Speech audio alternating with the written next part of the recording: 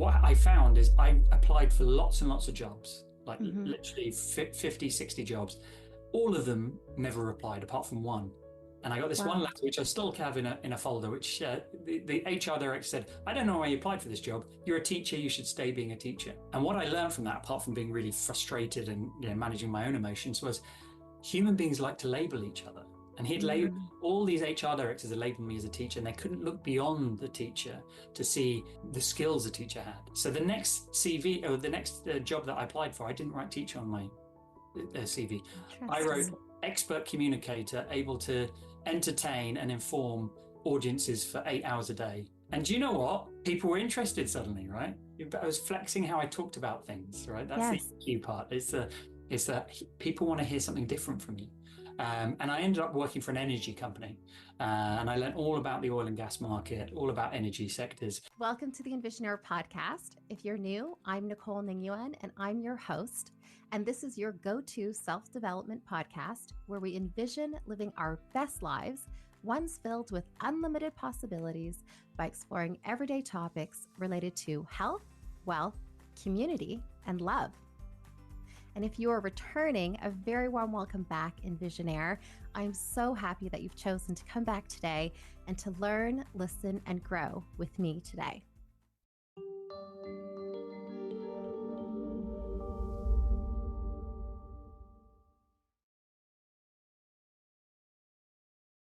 This podcast is for information purposes only and should not be considered to be medical, legal, tax, financial, or other professional advice. This podcast does not encourage or endorse any illegal activity. We are not responsible for any losses, damages, or liability that may arise from the information in this podcast. The views explored in the podcast may not always be those of the host. Today, we're going to be speaking about how you can unlock your potential for success. And we're joined by Faris Aranki, the CEO of Shiageto Consulting, an innovative consulting firm that blends strategy with emotional intelligence. We're going to be discussing the very unique equation that he has created for ultimate success, which he shares with his clients that include some of the biggest brands in the world, including Coca-Cola, Amazon, Tesco, Lloyd's, EY, and many, many more. Over 20 years, he has come to realize that what often hinders institutions from achieving their goals isn't the quality of their ideas, but it's their ability to engage effectively with others at all levels and remove barriers in their way, an area that he excels in. Not only does he lead Shiageto, Faris is now an accomplished speaker, writer, and contributor for various outlets. So I'm very, very pleased that he is on the EnvisionAir podcast to talk to us about this really interesting topic. So a very warm welcome, Faris. Thank you for being on the podcast.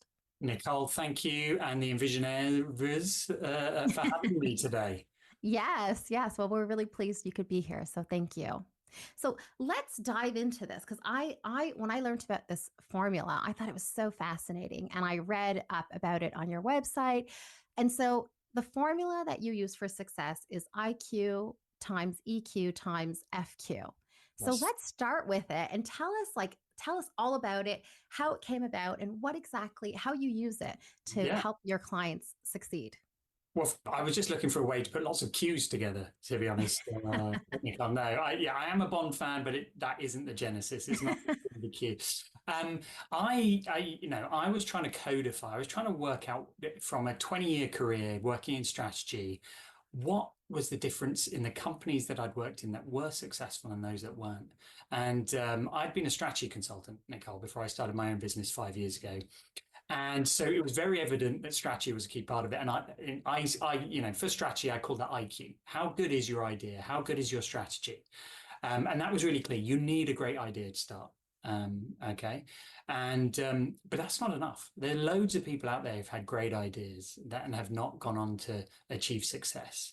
And then it became very clear that there was a second component. I saw the difference in many companies that I worked with and many individuals was their level of emotional intelligence. This is the EQ part, right? How great they are at getting on with others, at sort of engaging them, responding to their emotions and their responses. So these really were, and you probably look across your own collection of friends and people you've met, and you can spot these people who can just light up a room, understand people. So having that emotional intelligence is important. It's a great idea, emotional intelligence. But do you know what? When I sort of began to sift through, there were still people who had both of those things, or companies that had those things that were missing, that still weren't successful. And that's when I cottoned onto this missing component, kind of like the third leg of a tripod, which was the focus quotient, right? And I say it as though that phrase has been around a long time. It didn't exist. It was the companies that were super focused on their great idea, right, while taking others on the journey, were the ones that were successful. And I researched this focus quotient and was surprised there wasn't anything around it in the literature. There was a lot around focus, but there was no. And so I sort of captured that and trademarked it and put it all together for an equation. And it was quite crucial for me that you needed all three of these, and you couldn't just rely on 1 out of 3 or 2 out of 3. So that's how the magic formula came up. It was really looking back at my career, looking back at my friends and people around me who were successful, and really trying to simplify it into 3 components. Fascinating. Okay, so if I was going to summarize, it seems like IQ is all about the actual ideas, the good ideas that people come up with. And then the EQ is like that emotional intelligence, which may manifest in how you can sell the ideas, but also how you build relationships and how you maybe even get like all layers of a business on board with these ideas. Yeah. And then FQ is a little bit more to focus it and bring everyone sort of along, or like maybe even bring in the IQ and the EQ all together. Is that right? Yeah, it's that discipline. It's that sort of thinking through, hey, I want to get from A to B. What is going to get in my way? Let's clear those hurdles before we even encounter them, right? That's what you. And, a great example is 2 weeks ago, I met this amazing young lady who is aiming to be the first human being, or the youngest human being, I should say, to climb all 14 highest mountains in the world. Wow. Okay, she's 23 years old. She's going to attempt it in a month. And when I spoke to her, she climbed her first highest mountain at the age of 15. Wow. Okay. And when she did that, she said, this is going to be my focus. And so she dropped out of high school, right? She gave up her social life, all the other things you'd expect from 15, 16, 17 years, and just dedicated 8 years of her life to doing that, right? So she had an idea. She got a support team, her family invested, and that's the EQ part. She told me about it. But then she was like, I need to remove distractions, even the distraction of school, right? She doesn't drink alcohol. She doesn't do any of that. She removed all those distractions. That is the FQ that is, bring it to life, that you need. Not necessarily we all need to give up alcohol, but you need that focus to say, this is important to me. Therefore, what is going to get in my way? Let's just deal with that now. Yeah. I love that. And I love the example that you gave of, thank you for sharing that. I hope that this young woman, obviously meets her goals. It seems like she is, because she's very determined and focused, like you said. So does that mean that one needs to like fully just focus like entirely? I mean, this woman that you said, 8 years she committed of her life. Is that level of focus necessary? And I guess if I was looking at it from like a 3-prong perspective, what would you say it's like 30%, 30%, or 33%, 33%, 33%? I know you're a math teacher, you had that background. So I don't want to, and you have a master's in math. So like I'm really, and math is never my strength. But anyway, so whatever the apportionments are equally, yes. Would it have to be like 30% is like a great idea, 30% emotional intelligence, and 30% focus? Or from what you've said, is it focus is actually the most important? It could even be like 60%.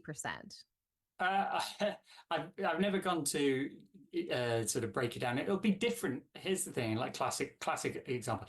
It'll be different depending on the individual and the situation. Okay. And even the timing, right? What I mean by that is obviously at the start of any journey, it's probably an index on IQ. What am I going to do? How I want to get from A to B. What are all my options to get from A to B? Let's go through all those. Let's research some more. Let's come up with great ideas. So you're probably over-indexing. Probably 80% of your efforts is in the IQ, right? But then once you get that great idea, you're fairly certain about the great idea. That's it, right? I've done that hard work, okay? Particularly if I've come up with 100 options for for how to get to A to B. If option 1, 2, and 3 fail, I still got 97. So it's not like I have to repeat this thinking. It's not like I need to gather all the minds. So really at the start, it's usually a lot of IQ. Okay. But IQ, and here's the thing, they are interlinked, right? A lot of IQ, we rob ourselves of IQ because of lack of EQ, right? We dislike an idea because it creates an emotion in us, but it might be a really good idea. So actually, a lot of people unconsciously think idea generation is devoid of emotion, but it's not. It's not.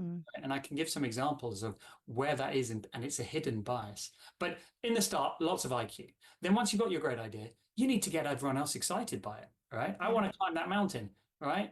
You're not going to do it at the age of 15 unless your mum and dad are supportive, right? Unless your school teachers are supportive, right? So then it switches to your focus on that EQ. Okay, this is the point in this success. I need to tell everyone about it. I need to tell them passionately. I need to, when they say, "Oh, I'm not sure you should do that," I should respond to their perspectives and make sure they're on board and I've listened to them.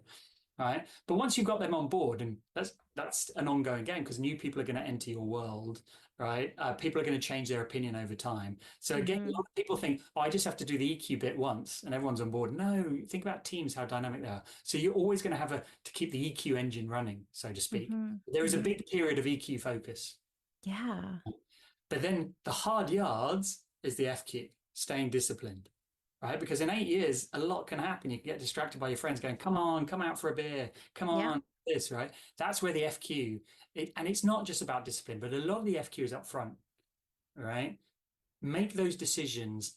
It's linked back to the IQ. This is what I want to achieve, right? I am pre-deciding all these things so that I don't have to on a Friday night when a friend rings me and says, "Come on, let's go and do this." You say, "Do you know what? I set a rule 3 years ago." Right? It's easier for you to say, "No, that's my focus. I've already set my rules." Yeah. Right? So there is a lot of IQ at the front. Then it's a combination of EQ and FQ there on in until you achieve your goal. Yeah. You might have to iterate and go back to IQ and rethink your ideas, but it's that kind of if that kind of makes sense. 100%. And I love how you set that out so nicely. And we're going to deep dive into each of these. But before we do, I'd love to know your story of how I know you have a very colorful background. You've pivoted at different points in your life. And I love that because I've had a similar journey. We've talked about this a lot on the podcast. So tell me a little bit about, where you started, how you got to where you are, and obviously also the beginning of your consulting firm. Yeah, I'll weave it. And do you know what? The penny dropped for me a while back that actually my own history has elements of IQ, EQ, and FQ. And I'll sort of as a child, I was very drawn to the sciences and the maths. So lots of IQ. Everything was all about logic and rationale, and that's what I studied. I did maths and economics, and actually the first time I did economics was when I got to university and I did a double degree. And I thought economics was a science like maths, but I realized, and I thought it had one answer. But I realized as soon as I started getting into lectures, economics is a social science. It's about debate. It's where a lot of EQ comes in, right? So I entered a lot of those conversations and a lot of that study with a very IQ mindset. And I realized it's not about having a perfect answer. It's about convincing others and arguing and rash. And that's where EQ comes in, because you can't land ideas unless you listen to other people's opinions and adapt. Right. So really, I went from being a very IQ focused person to balancing IQ and EQ. And what that meant for my career is my first career was as a school teacher. I taught high school, or secondary school as we call it here in the UK. And I spent 5.5 years teaching high school math and economics. Right. Wow. Absolutely loved it. It was an experience, if I'm honest, that allowed me to travel the world, because I taught in different countries, in different high schools, different institutions. Absolutely loved it. Right. Great thing. And then I came back to the UK, was teaching in the UK, and I decided it wasn't for me. I was in a school that was very challenging, and again, it's that FQ. It wasn't my focus. It wasn't the thing I was willing to sacrifice other things to do. It had merely been something to travel with and see the world and explore. And so once that was firm in my head, it was, do you know what? I've always wanted to go into the business world. So I transitioned into the business world, which was, made it sound really easy. That alone was a journey. And again, it was a journey of a lot of EQ, because what I found is I applied for lots and lots of jobs, like literally 50, 60 jobs. All of them never replied apart from one. And I got this one letter, which I still have in a folder, which the HR director said, I don't know why you applied for this job. You're a teacher. You should stay being a teacher. And what I learned from that, apart from being really frustrated and managing my own emotions, was human beings like to label each other. And he'd label all these HR directors had labeled me as a teacher, and they couldn't look beyond the teacher to see the skills a teacher had. So the next CV or the next job that I applied for, I didn't write teacher on my CV. I wrote expert communicator, able to entertain and inform audiences for 8 hours a day. Right? And do you know what? People were interested suddenly, right? I was flexing how I talked about things, right? That's the key part. It's that people want to hear something different from you.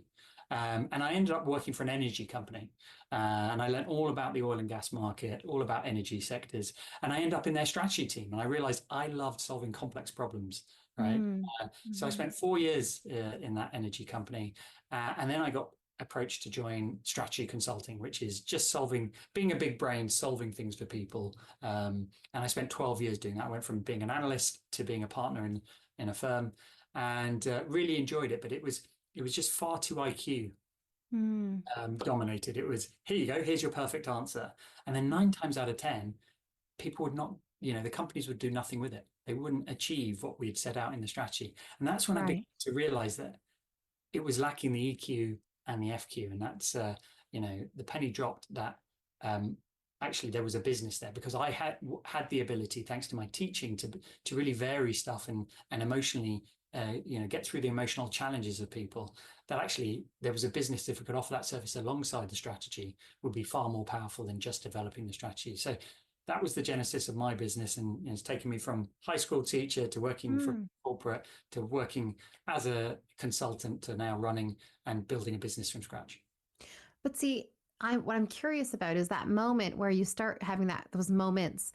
I'm sure that you start having that realization that this is a heavily, let's say, IQ focused business, which definitely has its, purpose, but it didn't really align with your values. So, because I know that there are listeners where this is happening. And so the question is, oftentimes, I think a lot of people start questioning, like, am I in the wrong career? Is it the wrong company? Whereas I'm curious to know why you decided in that moment, or maybe again, I would be curious just to know how you got to the point where you said, actually, there is a business here. Did you have like brainstorming sessions? Were you talking to a lot of people? Like, how did you come to that realization that you were going to start your own business? As with many things in life, I'd love to say it was a eureka moment, but I am just as susceptible to my own biases, as any of the clients that I work with. Yeah. There's an old saying, which is jam or peanut butter can't read its own label. Okay, right? I've never heard of that. Right? I often say hummus because I'm from the Middle East and I like to.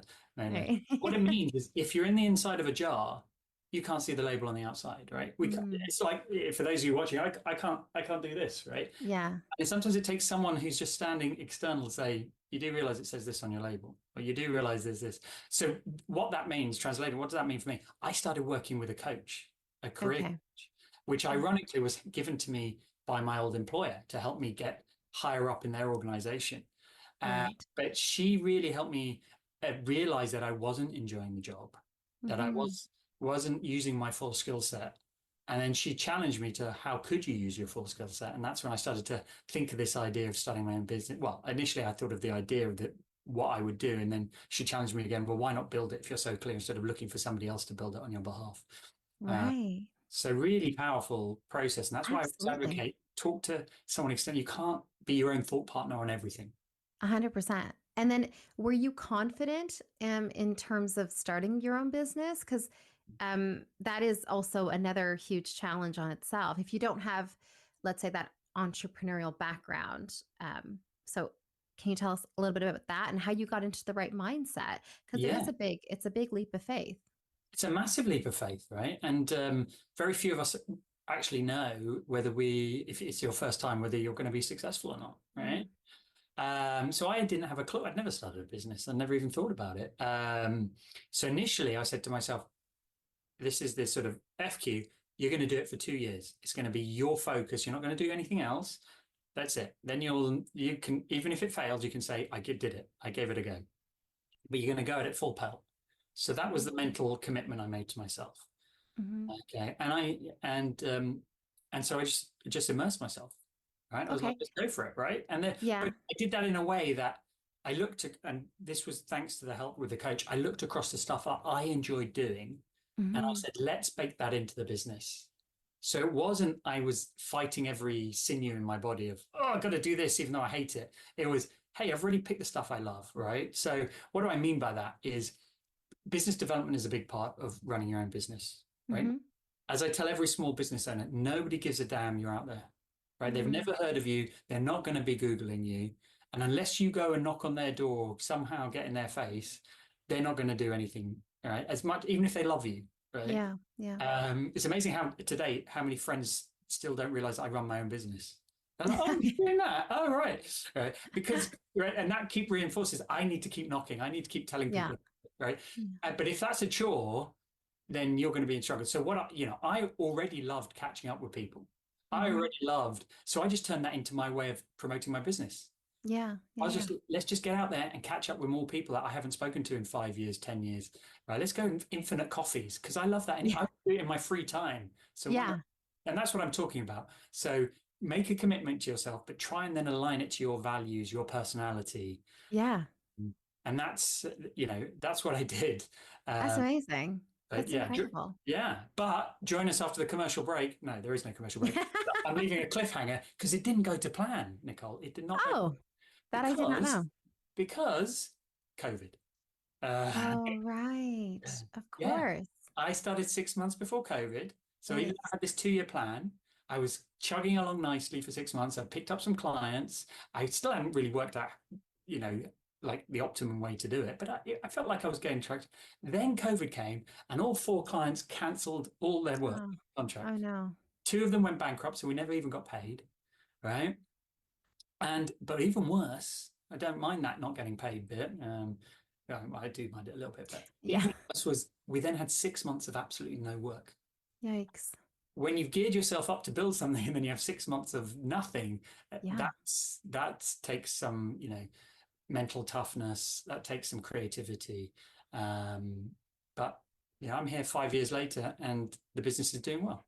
Okay, so the cliffhanger though is like, how did you actually get through those 6 months? Because how did you survive? Well, if your listeners send a check for $19.99.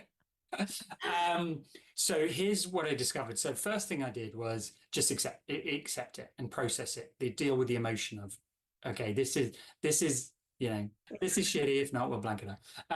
But everyone, this is a uncontrollable thing. Everyone is going through this. So it's not like someone is picking on you. It's not like because your business is bad. So make your peace with it.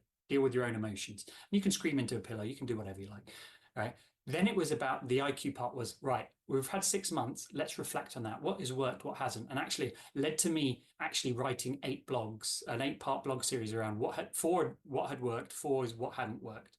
Right? And people still find those blogs and email me and say that was really useful, and I sort of dissected, as I am analytical. I went through, okay, we tried that. Did that work? No. What? So that was part of helping me process, because I was like, when this does open up, I want to be as lean and as prepared and as ready to, like a caged tiger, to leap out. So let's get all our thinking done. So it meant improving the website, improving the offerings, improving how we talked about things. So that was one part of it. The next part was about routine and focus, because 6 months with no work, those are long days.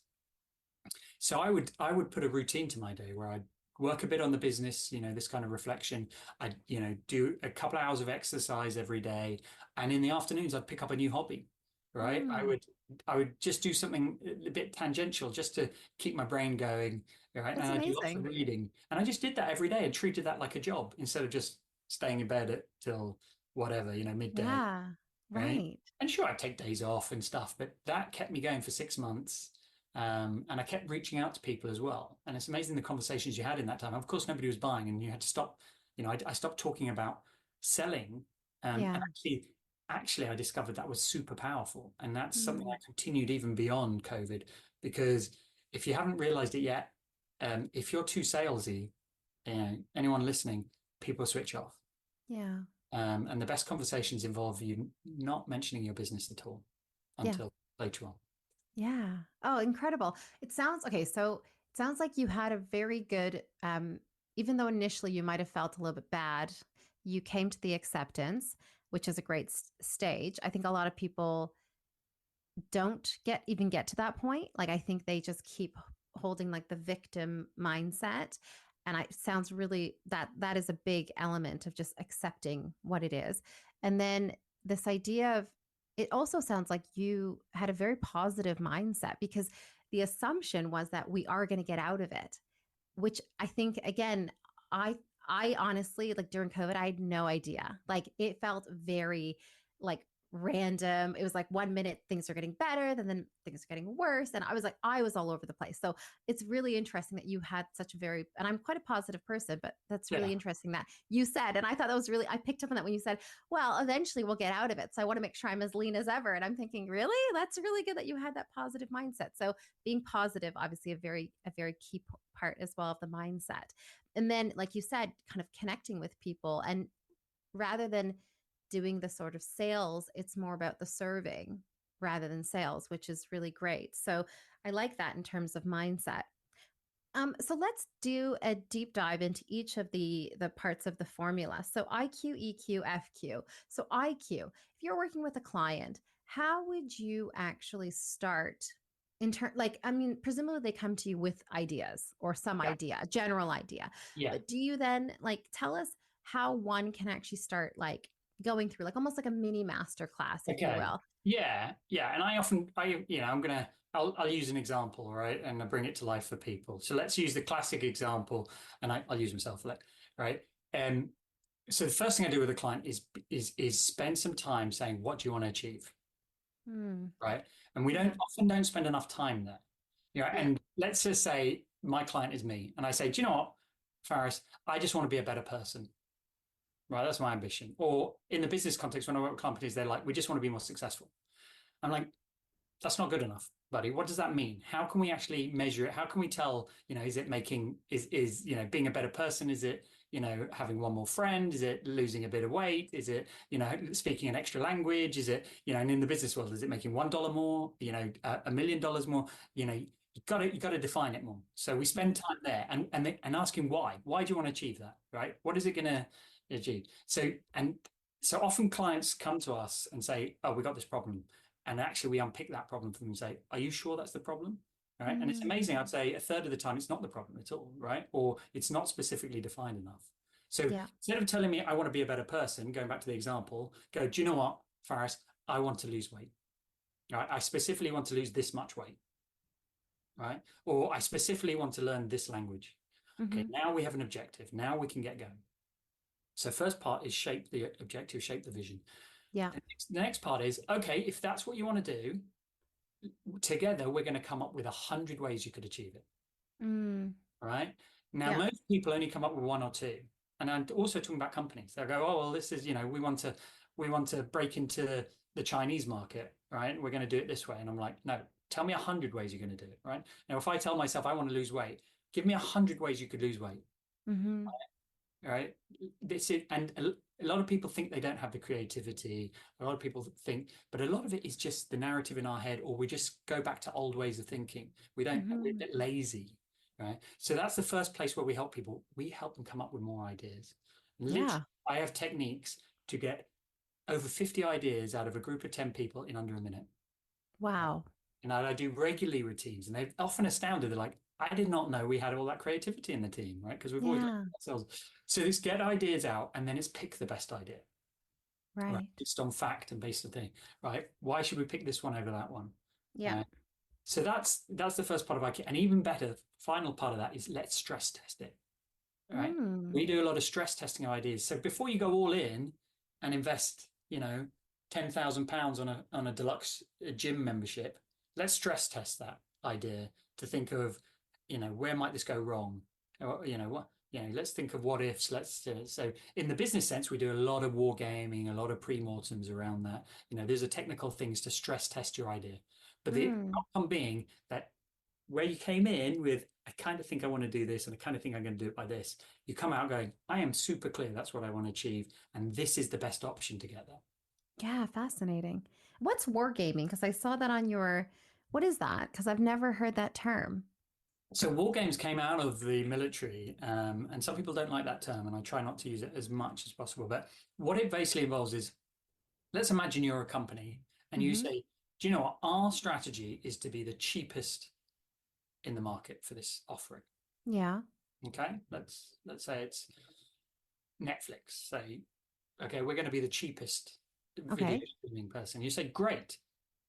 But what happens if your competitors undercut you? Okay.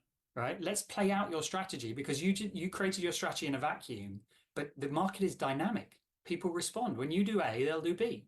And you go, okay, well, if we start off at $5 a month, but then Disney come and do $4 a month, are you going to go to $3 a month? And what if they then go to 2? So you play out the game, and you say, and then they see, well, actually that will financially bankrupt us. Okay, so that your strategy isn't to be the cheapest. Right? Wow. So what do you do? Let's play a different scenario. Right? So you play out scenarios, you throw stresses at their plan to find where the gaps are, or right, it might not be gaps, but to prepare them in case their competitors do the response, they've already thought out their own response. That makes sense. Yeah, the worst thing is to make a decision under stress. Then you make a bad decision. But if you sit out in a safe environment, you've already got a book of, hey, if they do this, then we do this. So that's what we do for clients. We play out the game, we find the gaps, we address them, and we give them a playbook so that they have much more confidence in their strategy or their idea. And what if like a listener is trying to do this on their own? So let's say it is a personal goal rather than like a pure business goal. How would you suggest they stress test their ideas in terms of, because then all of a sudden, then sometimes people will just get in their own head. They'll be like, this is just the worst idea ever. And then they'll just stop it when it actually might not be. So what would you suggest? Is it like talking to a friend? Yes. Yeah. Well, look, there's a sort of a second technique called a pre-mortem that I mentioned, right? And a pre-mortem is you take any idea and assume it has failed. Right. And so then you become all creative around why has it failed? And your idea is to come up with 100 reasons it's failed. Wow. Right? And it's best done with a group, particularly if there's very negative people in your group. Actually, what you're doing, and why it's a great sort of team bonding technique, is you are giving those people who normally you tell to be quiet center stage and saying, do you know what? We want your negative. Yeah. You are the guru now. Tell us all the reasons. But you also encourage the team, come up, well, I want more. I want more bad reasons why this might fail. So, and the idea being is when you come up with those 100, you identify the 3-5 that you're most worried about. And then you flip it around and say, okay, how do we make sure those things never happen? Now, if you're on your own, this is always done better. You can, like you said, Nicole, go and ask a friend, right? Yeah. Tell them, do you know what, Nicole, I want to lose weight. And they'll be like, they'll laugh at you. They'll go, well, you'll never do that because your mum makes such a good food. And you're like, oh, that's one reason that this might fail. Or you'll never do that. You and I both know you've never used a gym membership in the past. You go, oh, that's the reason it might fail, right? Yeah. So your friends actually will, because they know you, will fire out stuff. And if you can't get access to a friend or you want more ideas, fortunately, we're at a time where you could literally put in your idea into ChatGPT and say, give me 10 reasons I might achieve this. What are the 10 most common reasons, right? Give me 100 reasons, right? You're outsourcing the creativity to ChatGPT. So you don't need, and I often do that in teams who don't, I say, do you know what? One of you in the team is going to be using ChatGPT and it's going to be your idea machine. Next time, somebody else is going to use it. It's a great way also of getting a team comfortable using AI because particularly as I work with senior audiences who have heard the term AI, but don't use it day in, day out. Yeah. Oh, this is so great. That's awesome, Faris. Okay, so let's move on to EQ then. So this is where we are now, like you're trying to get everyone on board. You're trying to get people to rally around the idea. Yeah. And so how do we get people on board with ideas, especially if, let's say they say it and not everyone's gung-ho about it from the get-go? Okay. So one of the biggest things is engagement. All right. Too many leaders dictate onto their teams or others rather than engage them. All right. Yeah.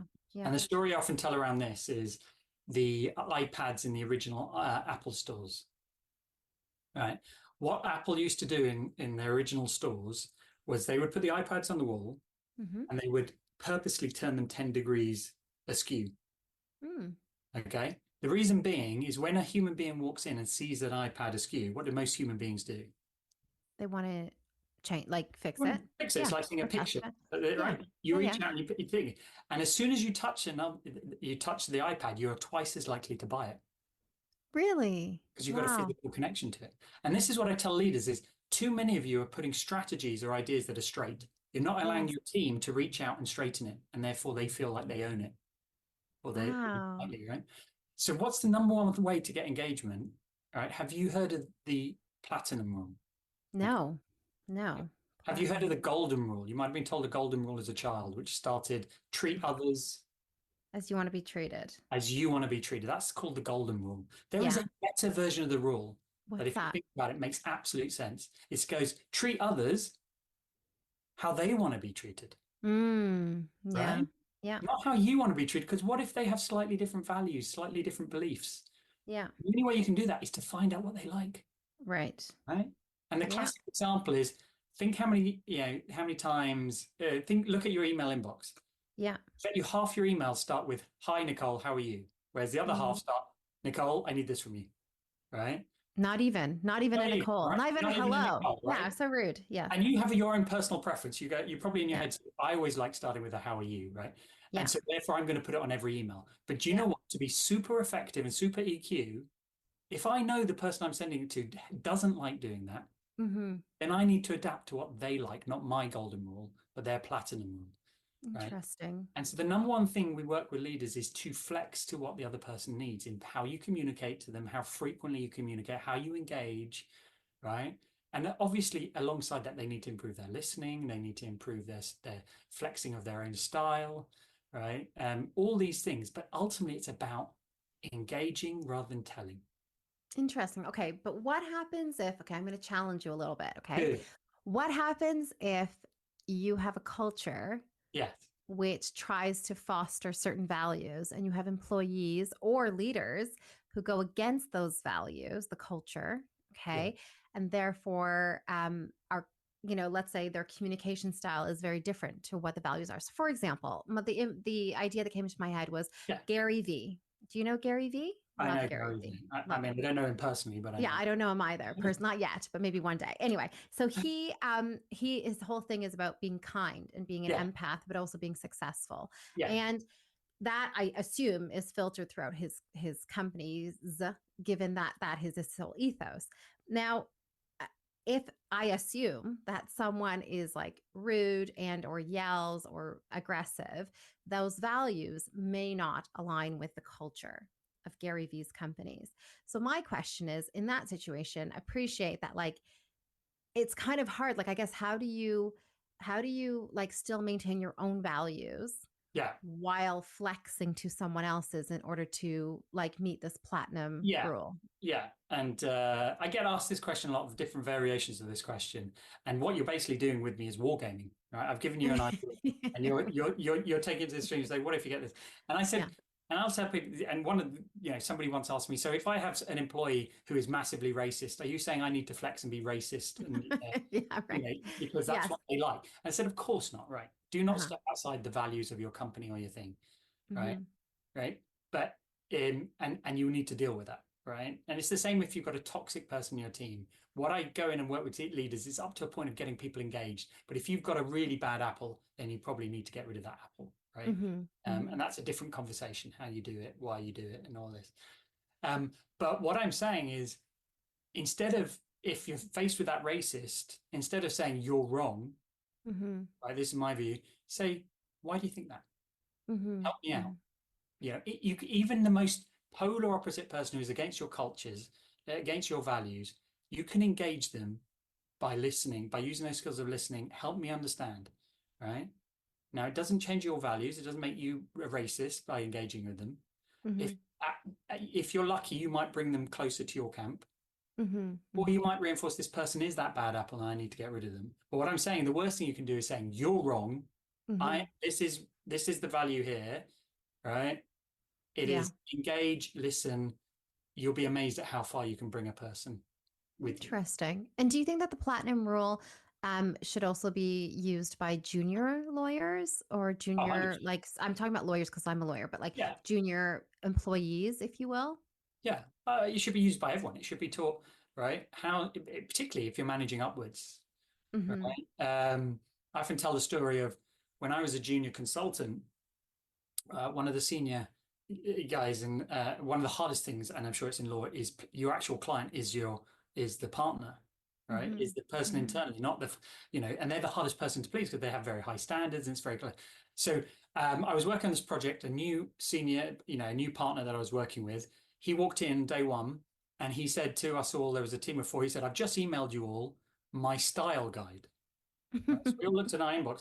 It was 14 pages on how he liked slides, how he liked PowerPoint slides. Okay. I was like, what an arrogant person to email us this. But do you know what? He literally gave us his platinum rules. Sure. Like, Yeah. if you can do this, I'll be a happy person. You won't have a late Right. night. Yeah. Right. And I Yeah. was like, I wish everybody could do that. Right. Yeah. So Yeah. if Yeah. you're Yeah. a junior, try and find out somebody's platinum rules, their style guide, their, I like emails in the morning. I like to be spoken. Yeah. I like this style of communication. Your life will be so much easier, but even better, they will think they have been the genius, right? You can transfer ideas and they'll think it's their ideas. And, Yeah. Yeah. Yeah. so, but a lot of people just ignore that or don't go curious to find that out and just try, take a punt and say, I'm going to try this. Right. Yeah. That's really good advice. And actually, it'll probably make them even more emotionally intelligent themselves because they'll be able to actually start developing that muscle and say, okay, with this person, they like it this way, this person likes it that way, etc. So, yeah, love that. Now, in terms of personal goals, if like you mentioned this woman, the young woman Yeah. who is climbing these mountains, you said that she got her family on board. But Yes. what happens like if that is a goal and the family is like, no way, like you got to finish school, like they're just not on board. Then what happens? How do you proceed if you don't have the closest people that need to support you on board? Yes. And this young lady is very lucky because her father was an explorer, so he actually got her into it. So, Okay. but yeah, I mean, it's the old saying of no person is an island, right? If you were to discover that they were, then you've got to really go back to your vision and say, how important is this to me that I'm willing to do it against? Because it's going to add like 100% difficulty. Because not only am I focusing on trying to achieve this goal, I'm going to have to expend a whole amount of energy and processing to deal with all this criticism along the way. Yeah. Now, you might still come to the conclusion it is so vital for me, right? So then it's partly neutralizing that sort of criticism, right? And it might be conversations, mum, dad, family. I know you disagree with me on this. I need to do this. So therefore, let's find a way of working together. And it might be at family dinners, we don't talk about this, right? I always talk about teams agreeing ways of working. And that applies to families and romantic relationships. We all do it, but I think very few people actually write it down. But I'm saying make those agreements of, look, hey, do you know what? When we're together, I know you, because it'll just be too tiring every time I see you to be like, oh, I know you disapprove of this, you disapprove of that. Yeah. And then similarly, at the same time, find those who can support you in your goal. Right. Yeah. If you're eliminating a group that would be providing that foundational strength, then who can replace them? Yeah. That is really good advice. So neutralize the criticism and judgment, communicate, maybe set some boundaries, and then find others who can support. Yes. Yeah. Love that. That's awesome. All right. Now the final leg of the FQ. So the FQ now. Yes. So yeah. So like how, again, practically, how are we implementing this? Yeah. So practically the number one thing we can all do is prioritization, right? Right. Look at all the things you're trying to achieve, remove, right? Don't do 10 things mediocre. Do 3 things really well. Do one thing, right? So how do we practically help companies? every time I walk into a company, I will find they are doing 100 strategic projects, right? On top of business as usual. They're launching a new product, they're entering a new country, they're doing an HR overview or whatever. And I'm like, hang on a minute, that's way too much, right? How can anyone in your company know what they should be focusing on? Mm-hmm. You're telling them all these 100 things are important at the same time. It can't be, right? Yeah. So we need to get those 100 down to 10. Right. You need to get them down to 5 even. So that's the number one thing. And you do it in your own personal life, right? Don't try and get married while learning a language, while moving house, right? Try and rationalize, try and prioritize. Yeah. Cool. Yeah. That's great. I love this. This is a really great formula that I think can be applied to so many areas of everyone's life. And I think this has really been such a great deep dive. Now, before we move on to the final segment of the Yeah. podcast, what do you think, in your experience, you've been doing this for so many years now, what is the biggest challenge that you see people face whenever they're trying to meet a goal? Like, does it normally fall into the IQ, EQ, or FQ, stance? Again, it depends on the person. Mm, If you're very, let's say you're very technical person, you're an engineer, then mm-hmm, often you've got very high IQ. And I work with a lot of these kind of people, or super smart lawyers. They know all the law, but mm-hmm, usually they're lacking in the EQ part, mm-hmm. communicating, and so we often help them there. Or you get the reverse. You get someone who is super focused, right? They're a really good. You give them a checklist, they will deliver it. They'll deliver it, right? But you ask them to come up with 10 new ideas. They're like, So everyone has their own personal challenge. But if I look across the work I've done, not just in the last 5 years of Shiageto, but in the 20 years, the area, probably the biggest gap consistently is the EQ bucket. Mm, And then the FQ bucket. Maybe it's the circles I work in, but there's more than enough IQ in companies. That's why I stopped focusing on that. I stopped mm-hmm. being an expert in stuff, aside Yeah. from getting teams working better together and getting people sharper. Yeah. Because I was like, do you know what? The legal world has got that covered. The engineering world's got that covered. Right. The world's got that covered. But they don't have that EQ skills, and that's where I'm going to lean in. That's awesome. And do you think that people have, I assume you do, but it's a skill that can be developed if it's not already there. It's a skill that can be developed. Yeah. But it's like any other skill, any other muscle. If you've never worked it, you need to get practice in, right? And I can tell you loads of things that I didn't realize at the time, but was hours of practice that got me to where I am today. Partly in the classroom, like trying to get 10, 11-year-olds to engage with a subject that they all hated. Yeah. That was a lot of iterating, a lot of managing my own emotions, finding different ways to do the platinum rule with them, get through to them, win them round, convince them. Right. I had to the point that and then when I was in the consulting world, I had a boss who used to make me prepare the same presentation 4 times in 4 different styles. And he said to me, "You'll hate me, but you will be better because you don't know, you're about to walk into a room with a new client you've not met. Do they like a logical argument? Do they like a direct argument? Do they like a story? So to teach you how to flex instantly, I'm going to make you stay here and prepare 4 versions because in the future, you'll be able to do it like that without even thinking." Thank you. I appreciate that. This has been awesome. My pleasure. So now we're going to move on to the final episode of the the final segment of the podcast, and Yes. it's called the EnvisionAir questionnaire, and it is a fun feature of the podcast where we ask guests to reflect on their past and their present as well as their future. So, Okay. Are you ready? I'm ready. Yes. All right. So, reflecting on your past, if you could give your 15-year-old self, 15-year-old Faris, any advice, what would it be? I think 15, I would be like, don't worry, buddy. You've got some exciting times ahead of you. And I say that because even at 15, I was very shy and awkward, and I felt like I didn't fit in. And at that sort of age, a lot of these things weigh heavy on your mind. I see it in a lot of the teenagers who I work with, and so it's the ability to be a bit more head up and look. When you're 15, you think you're if it's a sporting match, you imagine it's the last 5 minutes of the match and you haven't won. But actually, you're only in the first 5 minutes of the match. And it's hard for you to realize that. So it's that kind of awareness that there's still a long way to play, and the odds are in your favor. 100%. I love that advice. That is so good. Yeah.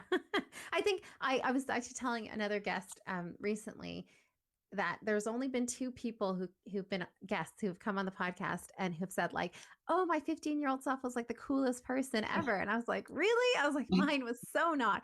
She was so scared and shy and nervous. Anyway, so yeah, it's definitely but good advice. And reflecting on your present, if you could have dinner with anyone in the world tonight, yes, who would it be and what question would you ask them? I mean, it's that they have to be alive now. No, it could be someone who's passed. Yeah, anyone. Do you know what I would want to talk to someone like, well, I'm forever quoting like Maya Angelou. Oh, that's such a great choice. Yeah, and I'd love to just meet her because I quote her so much. But also, I bet her life wasn't easy. But what we remember of her was, such positive quotes. And so how does she maintain that positivity against her backdrop? And it's the same for, Rosetta Parks or anyone who faced discrimination, but we remember them so positively. Nelson Mandela, but yeah, Maya Angelou comes to mind initially. Amazing. I love that. Speaking of Nelson Mandela, I actually heard recently something, I think it was Tony Robbins had asked Nelson Mandela the question, like, how did you even like deal with being in prison? Like, how did your mindset, like, weren't you so angry at what had happened? And what he said, which was so, because you just mentioned him, he said that no, it was actually preparing him for the future, because he had that already in his mind. He already knew that, even though it was such a difficult situation, he didn't see it as a difficult situation. He saw it as preparing him and the country for whatever is to come. Either he would pass away in jail and then it would start a civil war, like a revolution, or it was preparing him to be the leader when he came out. So I just thought that was so incredible. And and Maya Angelou, another, like, because I've seen so many interviews with her and Oprah, and I mean, it feels like in her mind, she does not even engage with the negative. And I've actually heard her say things like, whenever she had dinner parties, and if someone ever said anything negative, either racist, prejudiced, whatever, discriminate, the party would stop and the person would be called out to leave the party, because she did not even want that sort of energy around. Yeah. So yeah, so I'm assuming that would be part of her answer, but it's a really good choice. And so anyway, Thank you. Yeah. Yes. And looking towards your future, what is one goal you would like to achieve in the next 5 years? In the next 5 years, I'm the kind of person who does plan in 5-year cycles, so I could answer this in depth across dimensions that I've divided my life into. But you know what? The most important goal is relationships. It's strengthen the relationships I already have, and form at least one new relationship that will be with me for the rest of my life. Oh, that's amazing. I love that. That is a beautiful goal. Well, you're going to have to keep us posted on that one. We'll be following along. Cheering you on. Yeah. Right. Okay. So always leave something for people to come back for. That's what my dad always used to teach me. I love that's good advice. Definitely.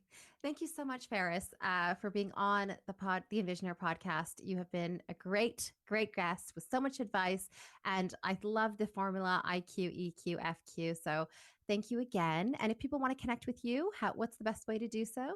Well, I love it if they connect with me, and I always suggest 2 ways. One, come and visit the company website. The company's called Shiageto, which is the Japanese word for a sharpening stone, and we'll put the spelling in. You'll read the story of why I called it that on the website.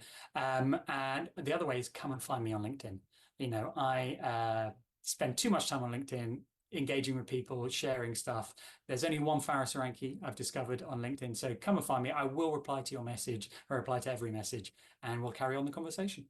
Oh, fantastic. Oh, thank you so much, Faris. And To the Envisionairs, thank you so much for listening. And remember to stay curious, stay open, and keep envisioning your best lives filled with unlimited possibilities. Sending you all lots of love. Thanks, everyone, for listening to the EnvisionAir Podcast. Make sure that you like and subscribe to this podcast so that you stay up to date on all of our new episodes.